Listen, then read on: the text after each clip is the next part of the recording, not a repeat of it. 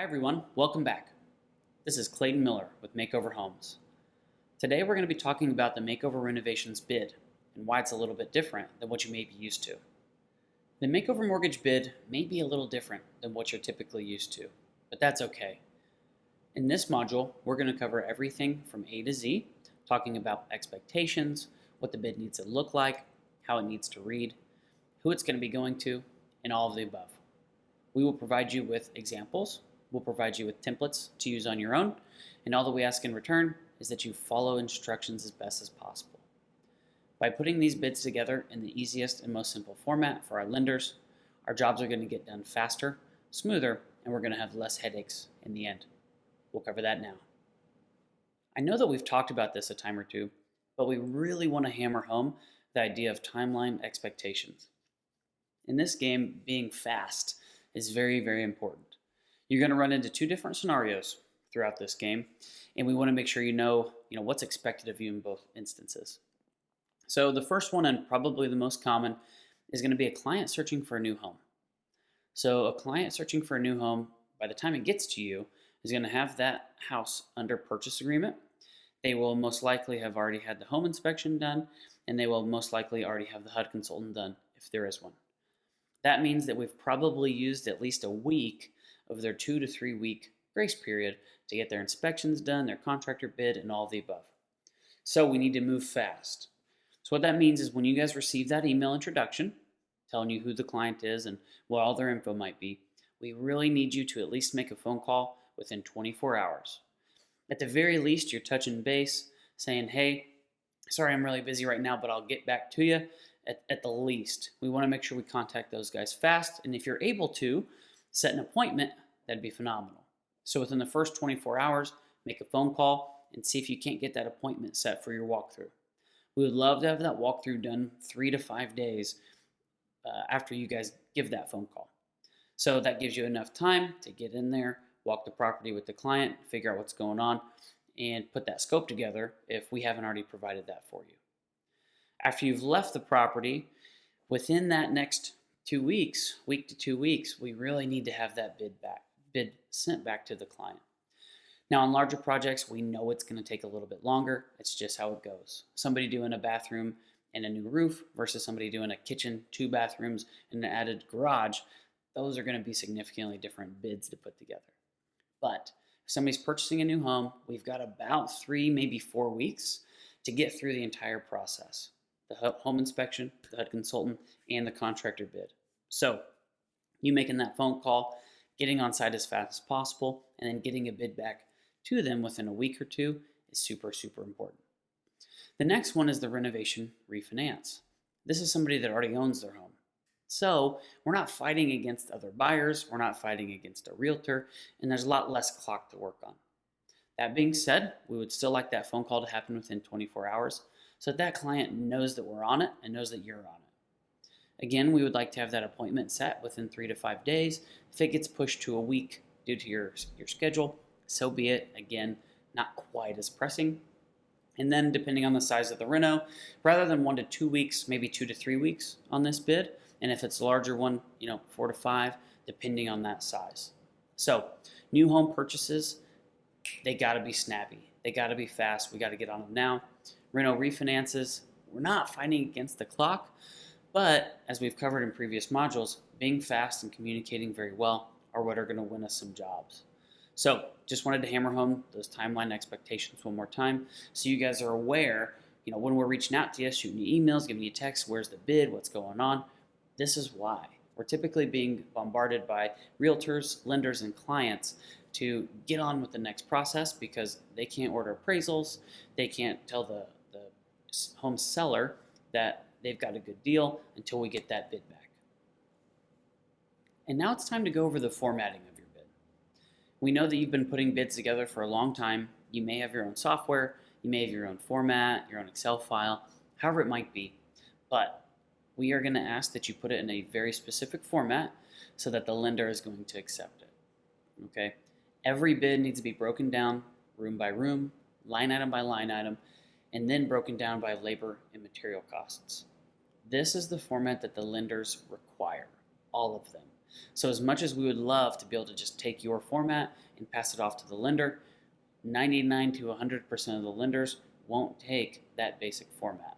We're going to walk through what that format looks like, how it works, and then give you the tools and the help that you're going to need to make sure your bids look the same way.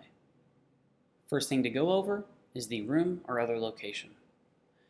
So your bid is basically going to be sectioned out into pieces by the rooms that you're going to be working on.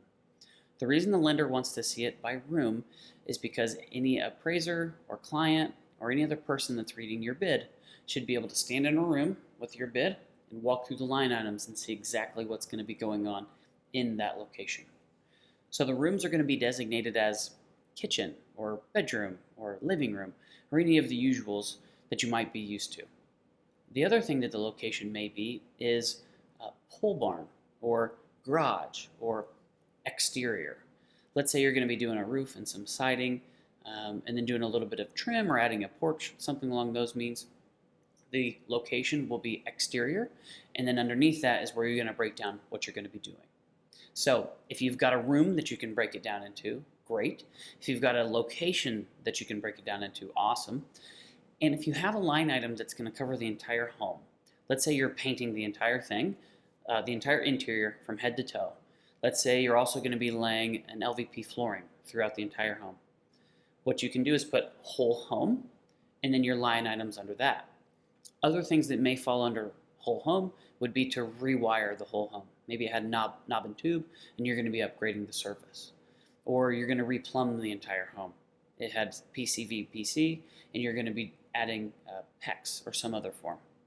So room is very important. It's going to section out your bid, and it's going to tell that appraiser exactly where it is that your bid is going to be taking place. It's very important to be detailed when putting together your descriptions for each of your line items. The client, the lender, and the appraiser should all be able to walk into a room with your bid and know exactly what's going on.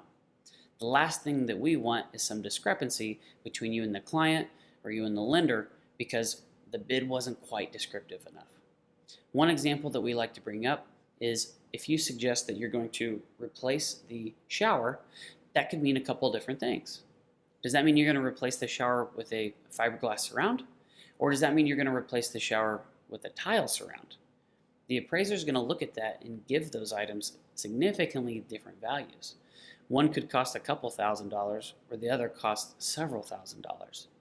And that's ultimately going to give that after renovated value of the home a higher price.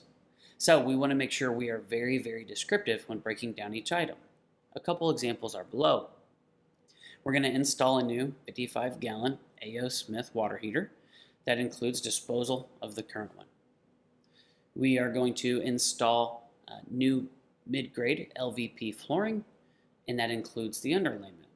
See how it doesn't say install new flooring. We want to make sure that we're descriptive enough so that the client, the lender, and the appraiser know exactly what's going on. The next piece to talk about is the material cost. The material cost is exactly that. What is the cost of the material going into that line item? Now you're going to run into two different scenarios here. One of them is going to be a client selection. The other one is going to be a contractor number that you just know. So when doing any kind of plumbing, or maybe you're doing drywall or some framing, wood costs what wood costs. PEX costs what PEX costs. You're going to know that number ahead of time, and you can go ahead and punch that in. Now, on the other hand, if you're working with a client selection, that's going to be a little bit different. What we recommend is that you put a low grade, mid grade, or high grade for that line item, and then give that client a budget. So let's say we're talking about granite countertops. You're going to type in your description, mid-grade granite countertop install, and then you're going to give them a material budget depending on which rock they pick out. Same thing can be said for cabinets. Low, mid, or high-grade cabinets, and you're going to give them a material budget. Now, we all know that that number could be much higher or much lower depending on what that client picks out. So, if your client decides that they would like a much more expensive rock or much less expensive cabinet, then all you have to do is put together a change order to account for that difference. But the lender's going to want to see these numbers broken down. One is going to be your material number, and one is going to be the labor number. This also helps the appraiser have a better idea of what kind of product is going to be put in this home. They're going to be able to tell if you're putting in a $2 per square foot tile or a $15 per square foot tile, and that's going to change that after renovated value. So the material is very helpful to give the client a budget and to tell the appraiser and that lender exactly what kind of quality we're going to be talking about. Labor cost, much like material cost, is pretty straightforward. What's it going to cost for one of your guys or one of your subs to complete that line item? Just like the material cost, if something were to come up, you're able to put a change order together to adjust that line item as well. So let's say that demo starts and you guys find that there's a layer of plaster behind that freshly coated layer of drywall. Well, that means it's going to take a lot more labor in order to get all of that drywall and plaster off the wall. So you put together a change order, adjust that labor number, have the client sign it, and you're moving on. So that labor number is exactly what it sounds like. What is it going to cost labor-wise in order to get that line item accomplished?